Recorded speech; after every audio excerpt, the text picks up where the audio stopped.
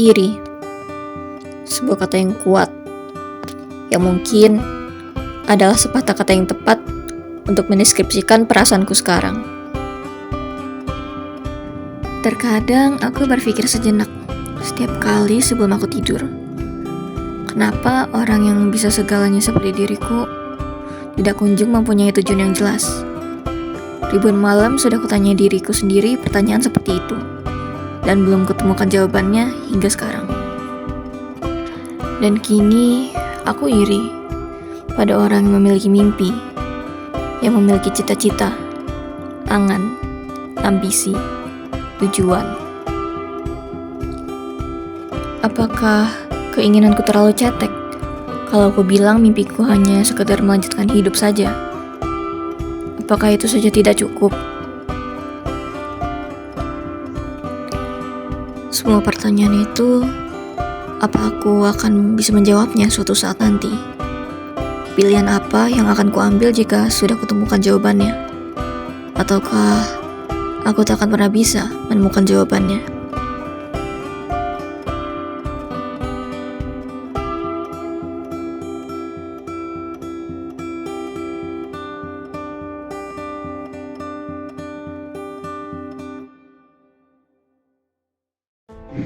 Aliza, kamu kok jadi ngelawan orang tua gini sih?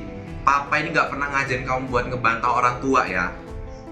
Papa ini yang punya keputusan segalanya di rumah ini, bukan kamu. Nah, urusan Papa aja lah. Lagian, sejak kapan hidupku ini milikku sendiri?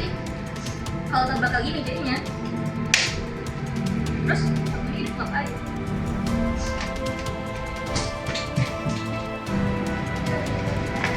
Hei, Aliza!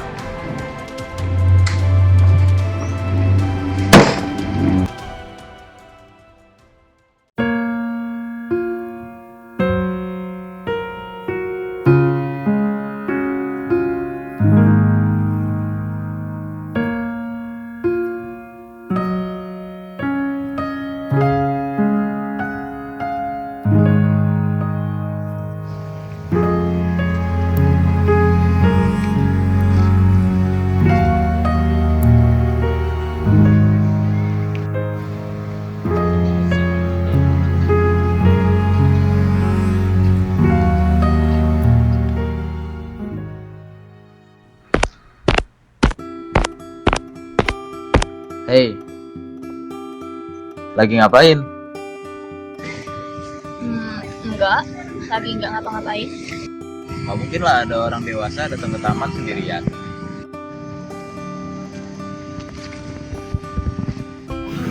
Ya, aku mau sendiri, bukan orang dewasa yang datang ke taman dan enggak ngapa-ngapain. Oh iya juga ya. Tapi aku beda. Aku datang bukan dengan wajah yang bodoh dan sedih. Aku datang dengan wajah yang senang dan juga penasaran. Emangnya ada orang dewasa normal yang datang ke taman ini cuma karena rasa penasaran? Jangan pikir yang aneh-aneh dulu. Aku datang ke taman ini dan rasa senang karena akhirnya aku punya waktu luang untuk melepas segala kesibukan aku.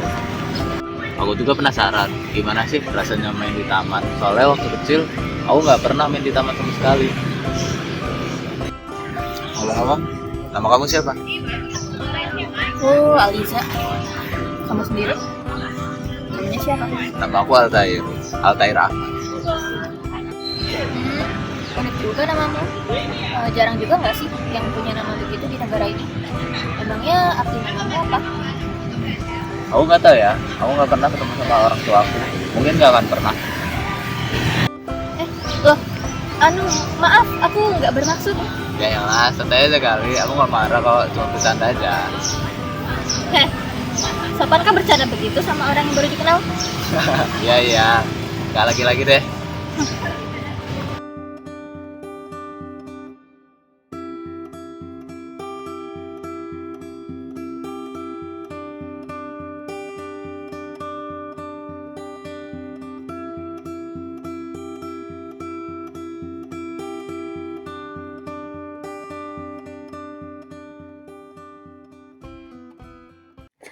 Dan dari situ, pertemanan aneh kami dimulai.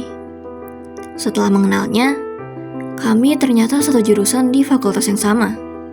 Dia dari prodi ilmu komputer, dan aku dari Prodi Manajemen Informatika. Kami pun jadi sering menghabiskan waktu bersama. Entah main game bareng, IoT-an bareng, sampai ngobrolin banyak hal juga bareng. Dari waktu yang kami habiskan bersama itulah, aku mengenalnya sebagai pribadi yang sangat bertolak belakang denganku. Tapi bukan hanya itu saja, kehidupannya pun bertolak belakang dari diriku juga. Karena tidak punya orang tua, ia kini tinggal di sebuah panti asuhan, dan terkadang membantu kepala panti mengasuh adik-adiknya yang masih kecil, karena dia yang paling tua di sana. Dia juga orang yang ceroboh. Terkadang, aku sering membantu dia mengerjakan tugas, karena dia lupa deadline pengumpulan tugasnya. Dan karena kami satu jurusan, tugasnya juga tidak jauh-jauh dari apa yang kupelajari. Jadi aku sekalian mengajarinya, karena katanya dia nggak pandai ngoding.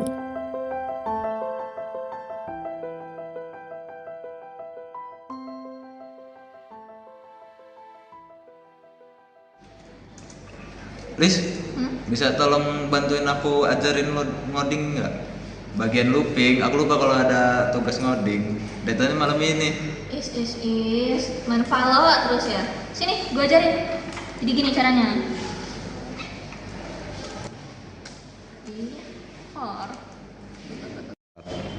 Oh, jadi gitu ya caranya. Wih, gila keren juga. Apa sih yang kamu nggak bisa, Lis?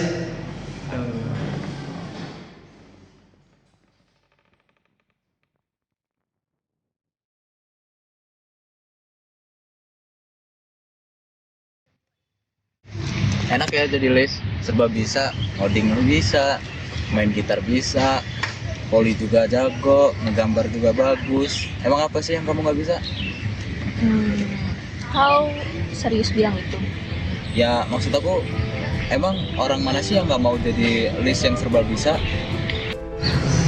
Kamu nggak tahu apa-apa, Al. Justru enak jadi kamu. Nggak perlu ada orang tua yang bisa batasi langkah kamu. Kenapa kamu ngomong gitu? Emangnya kehidupan kamu yang sekarang nggak cukup untuk kamu? Ya pertanyaanku juga masih sama. Emangnya kehidupanmu sekarang udah gak cukup?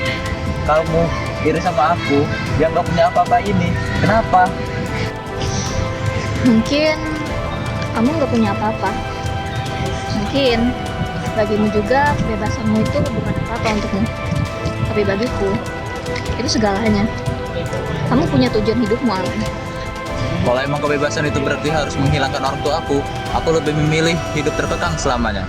Kamu tahu kan, aku nggak akan pernah tahu bagaimana orang tua aku.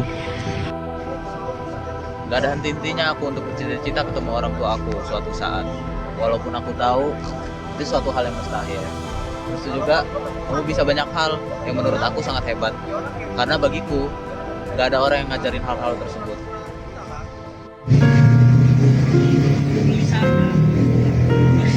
Kalau gitu maaf ya, kayaknya aku udah salah sangka dan juga salah dalam mengenal kamu. Aku pikir juga sama. Maaf ya, karena perkataanku barusan menyinggung perasaanmu. Iya, gak apa-apa kok. Aku juga jadi sadar sesuatu. Jadi selama ini kita saling iri satu sama lain tanpa kita benar-benar tahu kehidupan satu sama lain. Rasanya lucu aja sih. Ya, yang penting sekarang kita tahu kan. Iya. Aku juga jadi sadar kalau mungkin memang beginilah hidup kita. Hidup manusia selalu memandang manusia lain sebagai acuan hidup tanpa pernah tahu bagaimana rasa dari hidup manusia lain itu yang sebenarnya. Seperti tidak ada habisnya. Lalu bagaimana dengan kamu? Apa kamu akan baik-baik saja dengan papamu? Kini aku tahu hubungan kalian pasti tak baik-baik saja. Aku tak bisa diam saja. Jujur, aku pun tak tahu lagi harus bagaimana. Mungkin aku akan terus coba mencari tujuanku yang sebenarnya juga, sambil mencoba bicara pelan-pelan dengan papaku. Ya, begitulah secuil kisah pertemanan kami yang aneh. Tentang kami yang sangat bertolak belakang, dan akhirnya bisa mengerti satu sama lain. Darinya aku belajar beberapa hal, dan begitu juga dengannya. Dia belajar beberapa hal dariku.